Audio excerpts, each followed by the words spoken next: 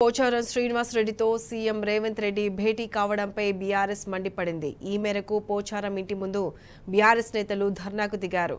Party ఫిరాయింపులు ప్రోత్సహిస్తున్న Congress పై fire అయ్యారు. మాజీ speaker Pocharam ఇంటి దగ్గర బాల్క సుమన్, దూదిమెట్ల బాలరాజు, గెల్లు శ్రీనివాస్ యాదవ్, వాసుదేవారెడ్డి, రాకేష్ కుమార్ సహా పలువురు బీఆర్ఎస్ నేతలు ధర్నాకు దిగారు. అయితే సీఎం రేవంత్ ఇంట్లో ఉండగానే బాల్క సుమన్, బీఆర్ఎస్ నేతలను పోలీసులు అడ్డుకున్నారు. ఇదే సమయంలో బీఆర్ఎస్ నాయకులపై కాంగ్రెస్ గుండాలు దాడులకు పాల్పడ్డారు. దీంతో పోలీసులకు బీఆర్ఎస్ నేతలకు మధ్య వాగ్వాదం చోటు చేసుకుంది. అనంతరం బీఆర్ఎస్ నేతలను పోలీసులు అరెస్ట్ చేసి బంజారాహిల్స్ పోలీస్ స్టేషన్కు తరలించారు.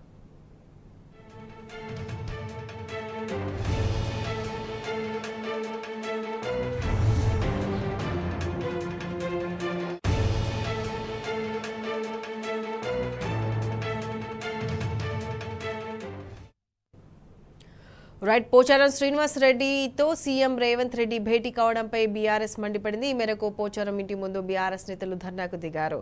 దీనికి సంబంధించి పూర్తి అప్డేట్స్ మా ప్రతినిధి లివిల్ అందిస్తారు. లివిల్,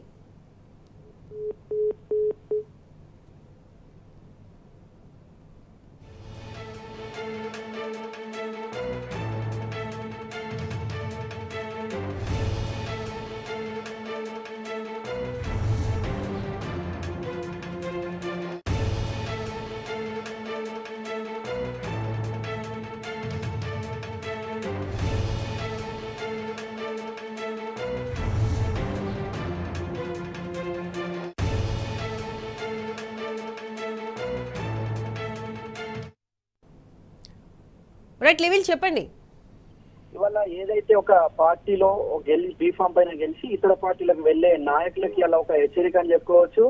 గతంలో కూడా ఒక దానం నాగేందర్, ఇటు కడియం సీఆర్ లాంటి నాయకులు వెళ్ళినప్పుడు కూడా వారిపై తీవ్ర విమర్శలు వచ్చాయి. బీఆర్ఎస్ బీఫామ్ పై గెలిచి ఎలా పోతారని చెప్పేసి కూడా ఆ తెలంగాణ సమాజం అంతా మండిపడింది. ఖచ్చితంగా వాళ్ళు తమ పదవులకు రాజీనామా చేసి ఏ పార్టీ అయినా చేరండి, మాకు ఇబ్బంది లేదని చెప్పేసి కూడా బీఆర్ఎస్ నాయకులు సైతం ఆనాడు చెప్పారు. అంతేకాకుండా తక్షణమే రాజీనామా చేయాలని కూడా డిమాండ్ చేశారు. ఇదే నేపథ్యంలో ఒక లక్ష్మీపుత్రుడిగా, ఒక వ్యవసాయానికి పెద్ద దిక్కుగా చెప్పుకునే పోచారం శ్రీనివాస్ రెడ్డి వల్ల కాంగ్రెస్ పార్టీలో చేరడం హాస్యాస్పదంగా ఉందని చెప్పేసి తెలంగాణ సమాజం అంతా తలదించుకున్న పరిస్థితి కనిపిస్తుంది. ఆయన ఇవాళ బీఆర్ఎస్ పార్టీ బీఫామ్ పై గెలిచి ఎలా కాంగ్రెస్ పార్టీకి సంబంధించి జాయిన్ అవుతాడని చెప్పేసి కూడా ఇవాళ తీవ్రంగా విమర్శింది. ఈ నేపథ్యంలోనే బీఆర్ఎస్ మాజీ విప్పు, మాజీ ఎమ్మెల్యే బాల్క సుమన్ సైతం మండిపడుతూ ఒక్కసారిగా మెరుపు నిరసన కార్యక్రమాలకు పిలుపునిచ్చారు. నిరసన కార్యక్రమంలో భాగంగా పోచారం శ్రీనివాస్ రెడ్డికి ఇంటికి చేరుకున్నారు బీఆర్ఎస్ నాయకులంతా. అక్కడ పరిస్థితి ఉద్రిక్త వాతావరణానికి దారితీసింది. ఈ నేపథ్యంలో కాంగ్రెస్ గుండాలు ఒక్కసారిగా బీఆర్ఎస్ పార్టీ నేతలపై దాడికి దిగారు. కనీసం కాంగ్రెస్ పార్టీ కార్యకర్తలు బీఆర్ఎస్ పార్టీ కార్యకర్తలపై దాడి చేసిన క్రమంలో పోలీసులు కనీసం పట్టించుకున్న పాపన లేదు. కానీ బీఆర్ఎస్ సంబంధించి మాజీ విప్పు, ఆయన గతంలో కూడా ఎంపీగా చేసిండు. అలాంటి నేత ఒక ప్రజాప్రతినిధిపై పోలీసులు వివరించిన తీరు హాస్యాస్పదంగా ఉంది, ఒక అవమానీయంగా ఉంది అని చెప్పేసి కూడా బీఆర్ఎస్ అంతా మండిపడుతుంది.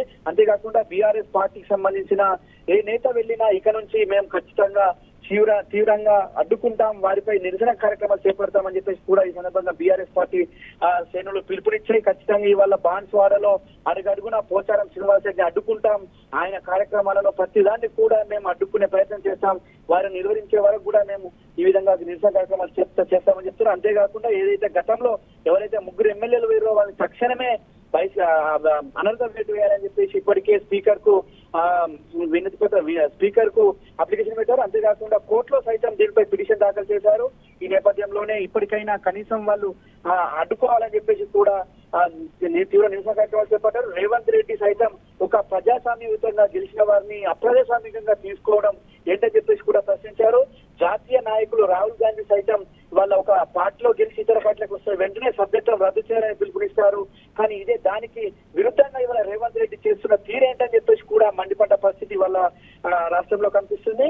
ఖచ్చితంగా ఇవాళ పోచారం శ్రీనివాస్ రెడ్డి అనేక పదవులు అనుభవించి, అనేక రకాల ఉన్నతమైన పదవులు అనుభవించి వాళ్ళ పార్టీని వీడడం అంటే ఖచ్చితంగా ఇది ఏమైన చర్య అని చెప్పేసి కూడా బీఆర్ఎస్ అంతా చెప్తున్నారు. అంతేకాకుండా ఆయన ఒక వ్యవసాయ శాఖ మంత్రిగా, ఒక మాజీ స్పీకర్ గా పనిచేసి తన కొడుక్కి కూడా డీసీసీబీ చైర్మన్ గా ఇచ్చిన ఘనత ఇవాళ బీఆర్ఎస్ పార్టీ కేసీఆర్ గారు. అలాంటి వ్యక్తిని, అలాంటి పార్టీని కాదని ఎలా మీరు ఒక పార్టీలోకి వెళ్తారు? వెళ్తే మాకు అభ్యంతరం లేదు, కానీ కనీసం మీరు ఎమ్మెల్యే పదవికి తక్షణమే రాజీనామా చేసి వెళ్ళండి అని చెప్పేసి చెప్తున్నారు. ఖచ్చితంగా ఇప్పటికైనా బీఆర్ఎస్ శ్రేణుల ఏదైతే ఉందో నిరసన కార్యక్రమాలకు ఖచ్చితంగా పెద్ద ఎత్తున మద్దతు చెప్తామని చెప్పేసి కూడా బీఆర్ఎస్ శ్రేణులకు అందరికీ కూడా మద్దతు చెప్తున్నారు. అంతేకాకుండా ఇలా కాంగ్రెస్ శ్రేణులకు కాంగ్రెస్ పార్టీకి ఒక గుణపాఠంగా అని చెప్పేసి చెప్తున్నారు. ఇలా చీకటి రోజుగా బీఆర్ఎస్ పార్టీ శ్రేణులు అభివర్ణిస్తున్నారు. ఇలా బాన్సువాడ ప్రజలు ఘోషిస్తున్నారు, దుఃఖిస్తున్నారని చెప్పేసి కూడా బీఆర్ఎస్ చెప్తున్నారు.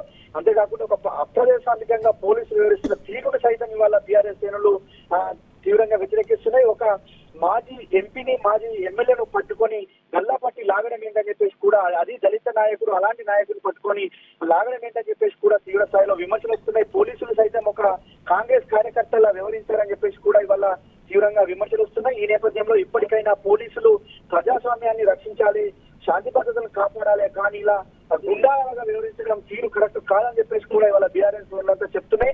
పోలీసులు తమ బుద్ధి ఇప్పటికైనా మారుకోవాలి. అంతేకాకుండా రేవంత్ రెడ్డి ఒక ముఖ్యమంత్రిగా ఒక పిసిసి అధ్యక్షుడిగా ఉన్నాడు, కనీసం ఇంగిత జ్ఞానం లేదు. ఒక పార్టీ బీఫాపై గెలిచిన వ్యక్తులు ఇతర పార్టీలోకి ఎలా చేర్చుకుంటారని చెప్పేసి కూడా ఇలా కాంగ్రెస్ పార్టీని సైతం పిసిసి అధ్యక్షుడిని సైతం ప్రశ్నించడం కనిపిస్తుంది. కాంగ్రెస్ పార్టీలో కూడా ఇది ఒక చెంపపెట్టు లాంటిది, కనీసం ఆలోచన చేయండి ఇతర పార్టీ నాయకులను చేర్చుకునేటప్పుడు అని చెప్పేసి కూడా ఈ సందర్భంగా చెప్తున్న పరిస్థితి. వీరందరినీ కూడా అక్రమంగా అరెస్ట్ చేసి బంజారాహిల్స్ కేసులో పెట్టారు. వారంతా కూడా వారికి చాలా మంది గాయాలైన పరిస్థితి కనిపిస్తుంది. ఎట్టి పరిస్థితుల్లో పోచారం శ్రీనివాస్ రెడ్డికి ఇక్కడే కాదు, రేపు నియోజకవర్గంలో కూడా ఖచ్చితంగా నిరసన తెలుపుతామని, ఆయన అడుగడుగున అడ్డుకుంటామని చెప్పేసి కూడా బీఆర్ఎస్ చెప్తున్న పరిస్థితి కనిపిస్తుంది. Pratyusha. Rightly will thank you.